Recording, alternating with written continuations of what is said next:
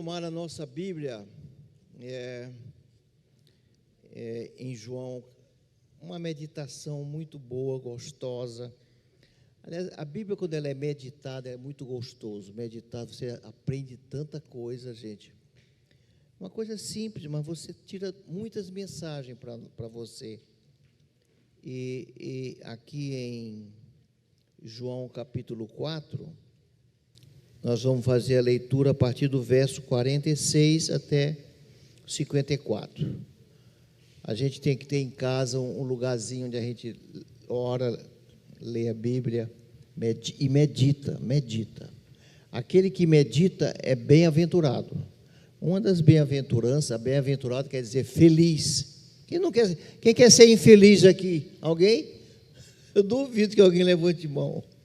Mas eu não vou perguntar quem quer ser feliz, que todos vocês querem ser, e eu também, e todos nós somos, graças a Deus. Mas passamos por tempestades violentas, né? Passamos por problemas sérios na vida, preocupações, desânimos, doenças, enfermidades, luto, né? Então, nós precisamos estar sempre meditando na palavra de Deus. Então, João capítulo 4, a partir do verso 46, diz o seguinte. Vamos ler a partir do 43. A leitura da Bíblia é importante. Passado 2 dias de quê? Da Páscoa. Ele estava lá na Páscoa, pregando lá no templo. Fez muitos milagres, muitos creram, muita gente da Galileia estava lá, porque na época da Páscoa enchia Jerusalém, por causa da Páscoa. Então, de todas as nações iam pessoas para lá, participar da Páscoa. Passado 2 dias, partiu dali para a Galileia. Lá vem ele vindo da Judéia para a Galileia. Porque o mesmo Jesus testemunhou que um profeta não tem honra na sua própria terra. Da casa da gente, a gente está mandando, parece que não é, a gente não tem, parece que não tem honra, parece que a gente não é prestigiado. Às vezes pensa assim, mas não é verdade. Mas a Bíblia fala que não é igual lá fora. Lá fora, você traz um pregador de fora, né? Lota, um cantor de fora, lota, porque é de fora. O da casa, às vezes, não é prestigiado, o que é um erro. Assim, quando chegou a Galileia, os galileus o receberam, porque viram todas, olha, por que eles receberam? Porque viram todas as coisas que ele fizera em Jerusalém, por ocasião da festa. Todos os milagres, maravilhas que ele fez, revelando ele como um enviado, né? A qual eles também tinham comparecido. Eles estavam lá e viram, e voltaram também para Galileia e comentavam o que Jesus já havia feito de maravilhoso lá na Galileia, em Jerusalém. Dirigiu-se, verso 46, a cura do filho de um oficial do rei. Esse rei, Herodes Antipas, arqui-inimigo de Jesus e de João Batista, foi quem matou João Batista, cortou o pescoço de João Batista, tomou a mulher. Era filho de Herodes o Grande. Herodes tinha 4 filhos, ele ficou, na herança, ele ficou com uma parte, da Galileia, ele como rei dessa parte, dessa região da Galileia. Era o tetrarca da Galileia, Herodes Antipas, arqui-inimigo de Jesus. Dirigiu-se de novo a Caná da Galileia, onde de água fizera vinho. Ele chegou, ele não foi para Nazaré. Por que ele não foi para Nazaré? Por causa da maneira como ele era visto em Nazaré. Era visto em Nazaré como, não é filho de Maria e José, carpinteiro. A gente conhece esse cara, como é que agora ele é? Amigo nosso, gente boa. Ele era visto dessa maneira, como um homem comum. E isso trouxe para ele um desgosto muito grande. Por isso que ele diz, vem a frase: tem honra na sua própria casa. Você tem honra? Não tem honra porque é visto de uma maneira errada. Não é a mensagem que tem impacto, é o mensageiro. Na verdade, que tem que ter impacto é a mensagem que você está pregando. O mais importante é o que eu estou dizendo, é a palavra de Deus, não é Afonso. Não é Afonso. Então você precisa saber discernir essas coisas. E lá em Nazaré, ele era visto, a pessoa dele, não é? A pessoa dele como um homem comum, um carpinteiro, amigo nosso, criado conosco, e que ele dizia não tinha impacto nenhum. Havia uma certa incredulidade com relação a ele. Então, dirigiu-se de novo a Caná da Galileia. Ele foi para Caná da Galileia. Nazaré estava bem no alto, descia 200 quilômetros para chegar a Cafarnaum, que estava ao nível do mar. Cafarnaum. 30 metros para cima estava Caná da Galileia. Então, 150 quilômetros baixava mais ainda para chegar a Cafarnaum. Então, havia essa geografia importante, a gente ter ideia, mais ou menos. Nazaré era a cidade mais importante daquela região. Dirigiu-se a Caná da Galileia, onde da água fizera vinho. Ora, havia um oficial do rei. Quem é o rei? Inimigo de Jesus. Se ele soubesse que o assessor dele estava procurando recurso em Jesus para ele, o negócio não ia ser fácil. Ele estava ali arriscando cargos, etc., consultando Jesus. Ele foi atrás de Jesus, ele ouviu falar.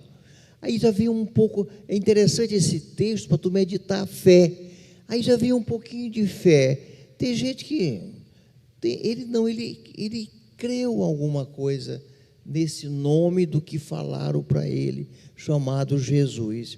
E daquilo que se falava no palácio de Herodes Antipas sobre Jesus.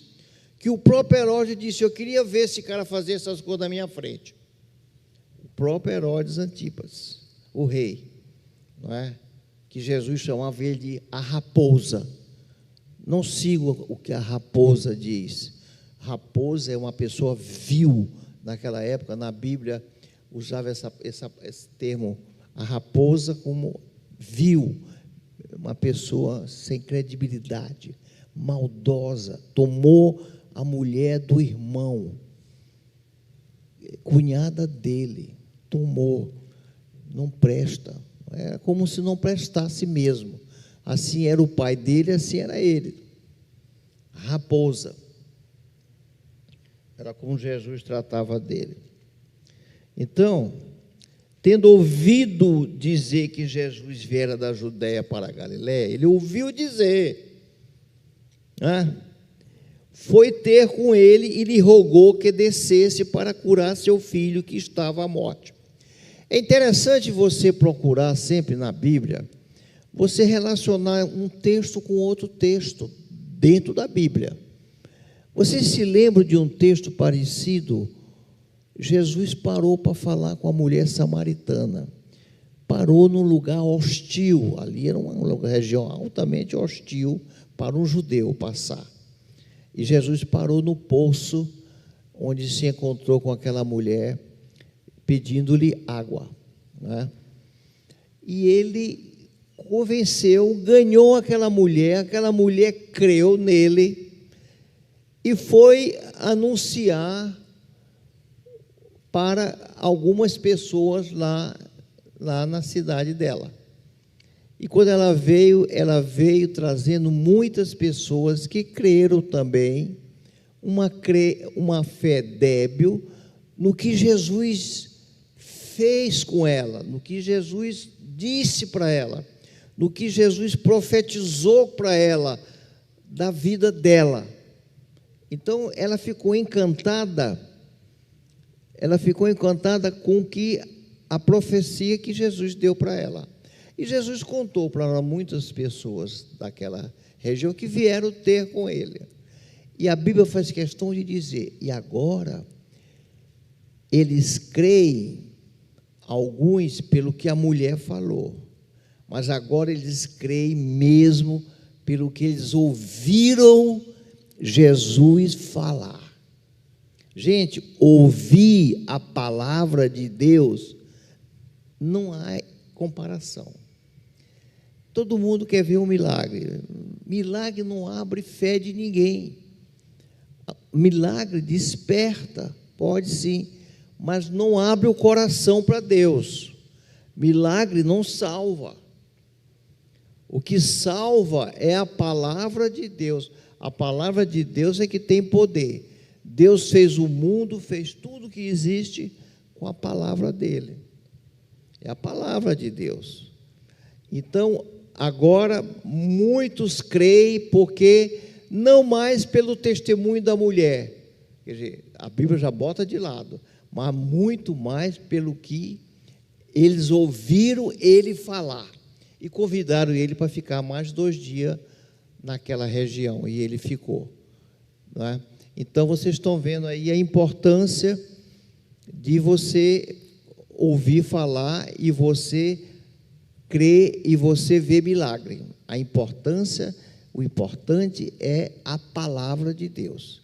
Essa rompe barreiras, abre portas, essa justifica a pessoa diante de Deus e faz com que a pessoa se regenere, que a pessoa creia e que a pessoa se salve, gente. Vida eterna. Eu vim para salvar o perdido.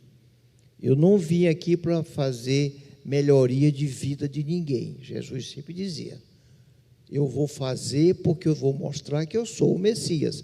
Por esse aspecto, eu vou fazer muitos milagres. Ressuscitou mortos, curou cegos de nascença, transformou água em vinho, andou sobre o mar, fez vários. Porém, sempre avisando, o importante é o meu ensino, o importante é a minha doutrina, o importante é a palavra que tem poder para libertar o cativo e para salvar vida. E foi para isso que eu vim, para salvar a vida. Vou dar minha vida por eles, para salvá-los. Então, é importante você ter sempre em mente isso, não é? Esse cara, ele ouviu falar, já veio uma fezinha débil por parte desse ministro do rei Herodes Antipas. Tendo ouvido dizer que Jesus viera da Judeia para a Galiléia, foi ter com ele e lhe rogou, suplicou. Isso é importante também. Muitas das vezes você faz uma oração, faz 2, depois não crê mais. Não, insista, meu irmão. Insista e não desista. Você tem que insistir. Deus, às vezes, está cuidando do teu coração, porque o problema de Deus com o homem não é a mente. A mente nós temos.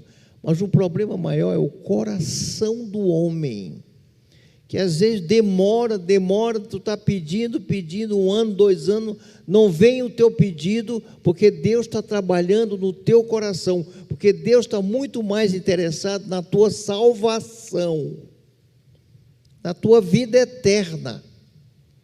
Nós não, nós preocupamos numa melhoria salarial, é justo. Nós nos preocupamos no benefício, nos preocupamos com a nossa saúde, com enfermidades, com vírus. Nós nos preocupamos com o atual, que é rápido, é fugaz. Nós não estamos num patamar de pensar no eterno, que é o importante. Que ele disse, eu vim para buscar e salvar o perdido, aquele que não vai ter salvação, vai melhorar de vida aqui, aí morreu, acabou. Não, eu estou preocupado em nunca acabar aquela vida para o Pai. Estou preocupado em salvar o perdido. Então, Jesus disse, aí Jesus chama a atenção dele. Ele diz aqui, ele tem uma advertência. Jesus até que, ele tem uma advertência. Ele rogou que Jesus descesse para curar seu filho que estava à morte. Por que Jesus tinha que descer? Não é? Descer é como eu falei para vocês, Nazaré, Caná da Galileia, onde ele estava, e o cara estava em Cafarnaum, subiu para cá. Então Jesus disse, não, desce que meu filho está lá em Cafarnaum, vamos descer 30 quilômetros, mas tu tem que descer. Por que Jesus tinha que descer? Por que Jesus tinha que descer? Mesmo erro, Marta e Maria, se tu tivesse aqui, ele não teria morrido. Isso é uma advertência para nós, porque ele não está aqui, ele não está fazendo nada por ti, porque ele não está aqui, onde ele estiver, ele vai fazer. Então Jesus estava a 30 quilômetros, estava lá, e ele rogou que Jesus descesse, porque se Jesus para ele, com a fé inicial que ele tinha, uma fé débil, mas tinha, que Jesus descesse, porque se Jesus não descer, não ficar do lado da cama do filho dele, o filho dele não vai ficar curado. Não é isso? Jesus não queria isso, não é? Jesus não estava se limitando, como Marta e Maria limitaram Jesus. Esse cara também cometeu esta falha. Se tu não descesse para curar meu filho que estava à morte, se tu não descer, ele não vai ser curado. Só se tu estiver lá presente. Se não estiver presente, eu não acredito. Então ele limitou Jesus. Aí Jesus vai dizer o seguinte: então Jesus lhe disse: se porventura não virdes sinais e prodígios, de modo nenhum crereis. Quer dizer, vocês estão baseados em sinais e prodígios. Se vocês não vê sinais, vocês não vão crer. A fé de vocês, eu não quero que seja assim. Eu quero uma fé baseada na minha palavra. E Jesus, ele estava querendo, veio por causa dos sinais e prodígios que disseram para ele, e ele veio inicialmente atrás de alguém que faça prodígios. Ele estava procurando essa pessoa.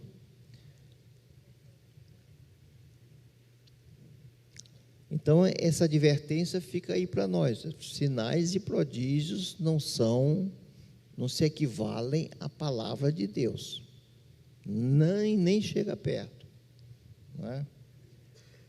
Rogou-lhe o oficial: Senhor, desce. Ele está baseado na presença de Jesus. Ele está baseado na presença de Jesus do lado da cama, não é? É como também, veja a Bíblia explica a Bíblia, né?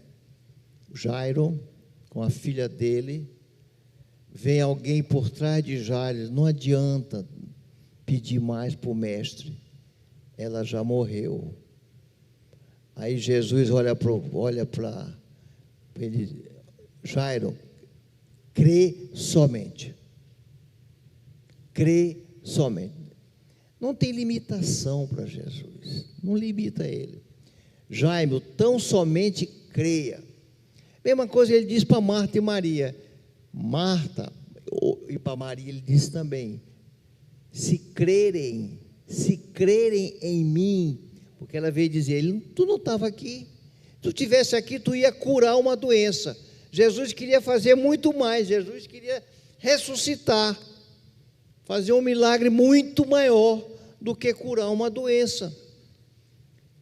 Marta, ele disse a mesma coisa para Maria: crê somente, basta crer. Se crerem, verão a minha glória.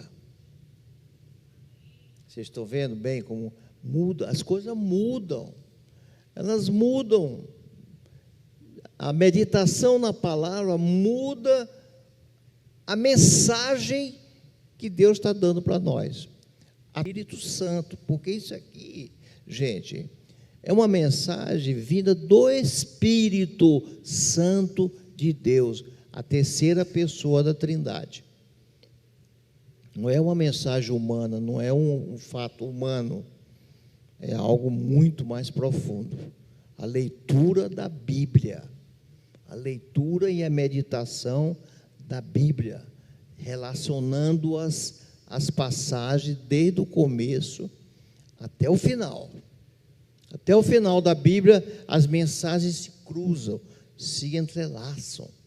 É importante você fazer essa comparação, você meditar comparando. Interessante, é bom a gente assinalar, gente, duas coisas que ficam muito bem, a gente tem que chamar a atenção, é que ele era um cara lá do alto, posição social, prestígio, riqueza, não adiantou nada. O filho dele ia morrer, nada adiantou. Riqueza, projeção, doutorado, mestrado, seja o que for, nada, brilhantismo, nada segura a morte quando ela vem. Nós somos vulneráveis. Não adianta, por esse lado, a gente querer conseguir as coisas, principalmente vida eterna. Segundo lugar, a idade também não é fator que blinda ninguém de morrer, de estar à beira da morte. Você vê um garoto novo, não é? Quantas vezes tu vê o pai enterrando o filho? Quantas vezes você vê? Então, a idade, que é um fator importante, nem sempre ela é favorável. Não é, é relativo. É relativo. Terceiro lugar, o que eu quero chamar a atenção, né, porque esses dois elementos têm sua importância, sim. Em terceiro lugar, uma aflição te aproxima de Jesus. Uma aflição, uma dor, um sofrimento te aproxima de Jesus. Não haveria outra maneira de te aproximar de Deus se não tivesse uma aflição, se não tivesse um problema sério. Às vezes esse problema é motivo de uma família que vai ser muito abençoada, porque tu vai te aproximar de Jesus.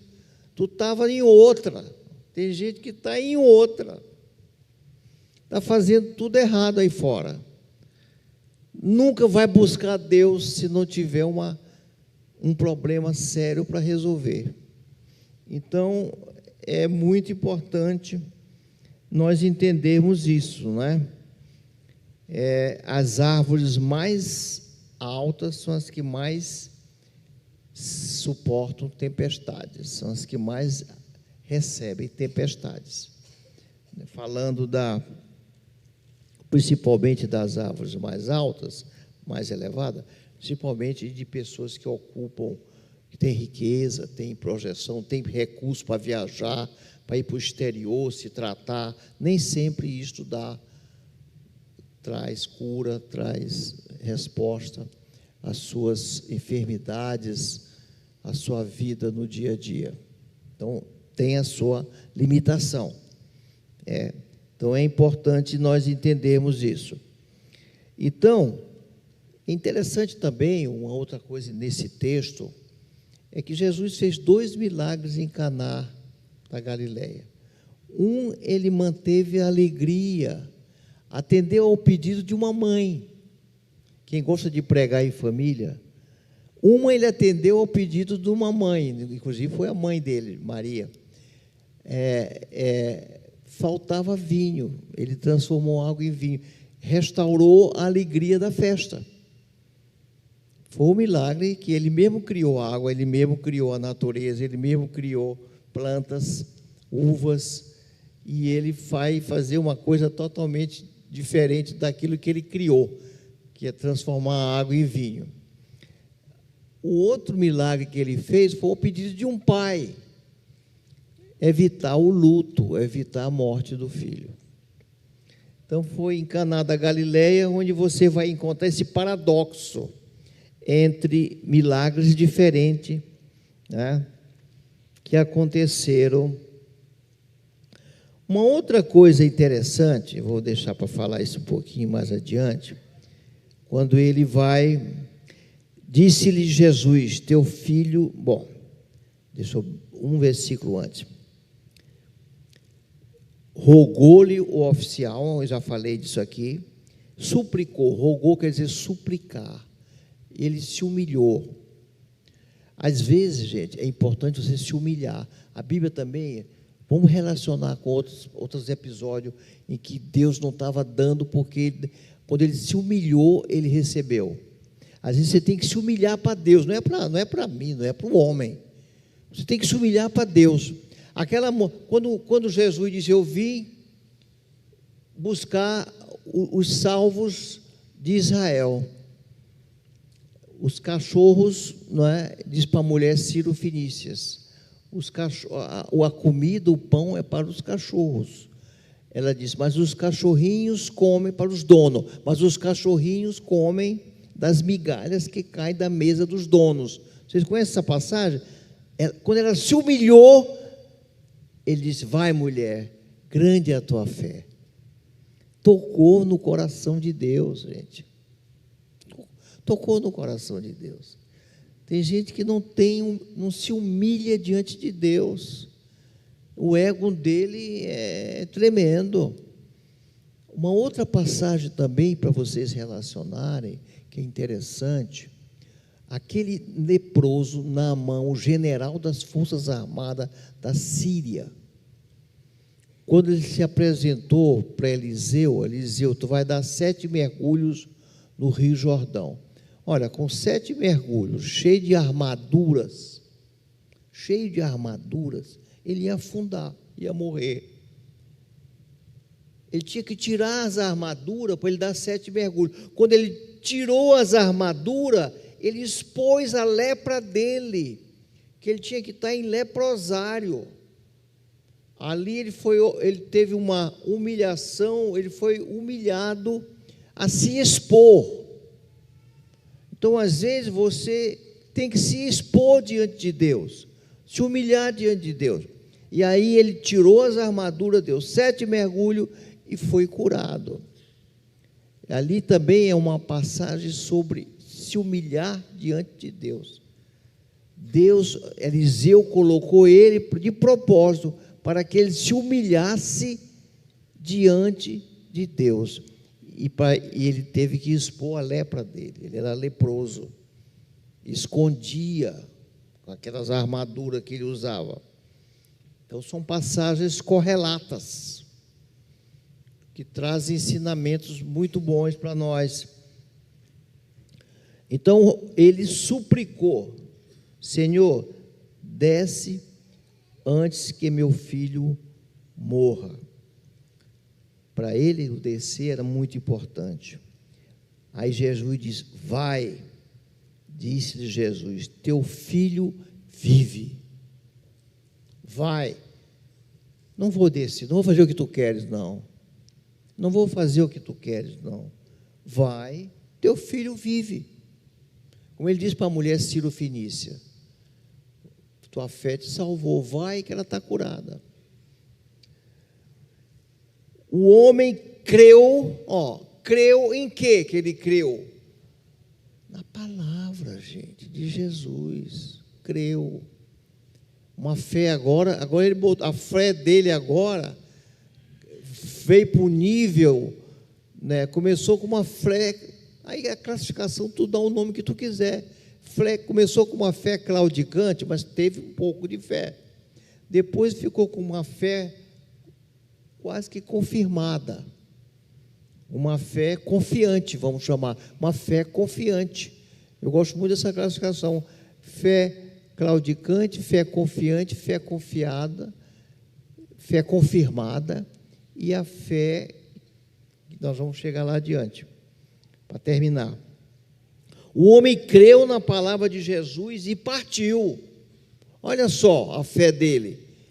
Ele, a 30 quilômetros, agora eu vou descer 30 quilômetros para voltar para Cafarnaum, baseado numa palavra que ele disse: vai, que a criança está curada.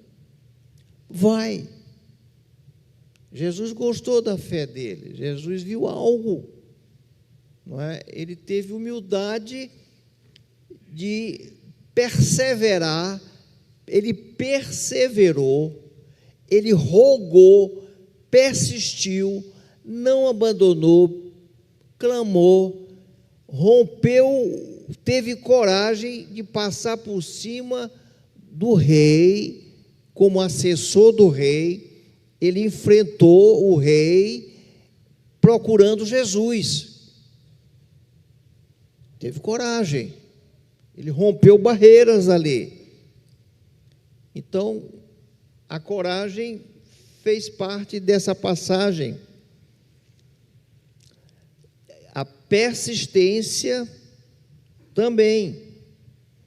Ele persistiu, humilhando-se, pedindo para Jesus descer e curar a filha dele. Ele persistiu, ele não abandonou, ele procurou, buscou. Assim tem que ser você, meu irmão.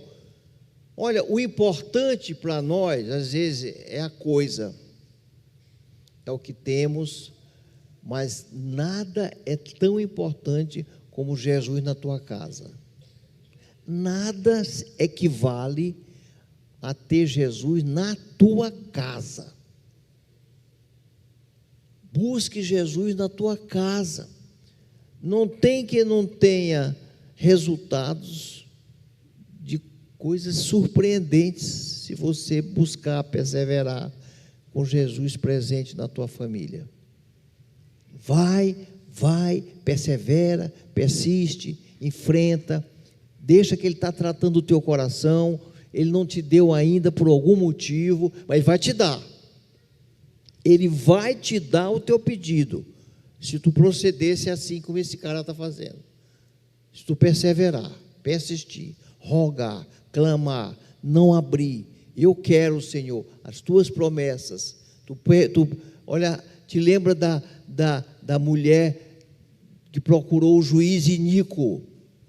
O juiz iníquo deu para se ver livre da mulher, da viúva.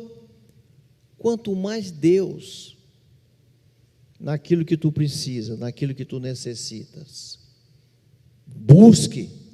Buscar-me-eis e me achareis, se me buscardes de todo o teu coração. Está na palavra. Senhor, tua palavra diz que se eu buscar de todo o meu coração, tu vai me dar. E tu não nega a tua palavra, porque a palavra de Deus, Ele não nega. Tá aí uma coisa que para Deus é a coisa mais importante, é o que está escrito. Jesus, várias passagens, Jesus diz: olha, está escrito, está escrito, está escrito. Essa palavra está escrita para a gente exercitar, buscar, rogar, suplicar, se beneficiar, ser abençoado, ter a família abençoada, ter respostas, sobreviver, cuidar, amar, vida feliz, ser bem-aventurado, bem-aventuranças. É para isso que ela existe. E tu vai receber. Vai, disse-lhe Jesus, teu filho vive. O homem creu na palavra de Jesus e partiu. Ele creu. Já ele descia, ele estava descendo de Caná para Cafarnaum, 30 quilômetros. Ele subiu 30 quilômetros mesmo, naquela época de cavalo, deve ter sido de cavalo, de camelo, sei lá. E estava descendo agora. Já ele descia quando os seus servos lhe vieram ao encontro. Lá veio os servos dele ao encontro. Subiam, vindo ao encontro com ele, e ele descia. Ele descia e os o pessoal da casa dele, os empregados, subiam para anunciar para ele que o filho dele estava curado. Então indagou, já ele descia quando os seus servos lhe vieram ao encontro, anunciando-lhe que o seu filho vivia. Olha que milagre maravilhoso. Pela fé que começou claudicante, tomou o rumo, se confirmou, pela insistência dele, pela perseverança, porque suplicou, teve humildade, teve coragem, teve perseverança, não é? Esperou que Jesus corrigisse nele uma fé que não dependia de ver milagre, cura. A fé dele, Jesus não quer essa fé. Essa fé é uma fé que ela é limitada. Ela dura uma semana, ela dura um mês. Ela é emocional, é sentimental. Ela é muito assim, essa fé. A fé da palavra dele sendo cumprida, vindo dele, essa fé, ela produz resultados extraordinários. Então indagou ele. Bom, vieram ao encontro e anunciaram que seu filho vivia. Então indagou deles que hora seu filho se sentira melhor. Informaram: ontem, a hora 7ª, a febre deixou, 1h da tarde. Foi justamente na hora que ele se lembrou, foi na hora que ele me disse: vai, que teu filho vive. Olha, aí a fé se tornou uma fé confirmada, e se tornou uma fé contagiante. Ela vai contagiar a casa toda. Olha só, uma fé, quando ela é legítima, ela não fica só para a pessoa. A minha fé, os filhos estão no mundo, não querem saber de estudar, não estão numa boa.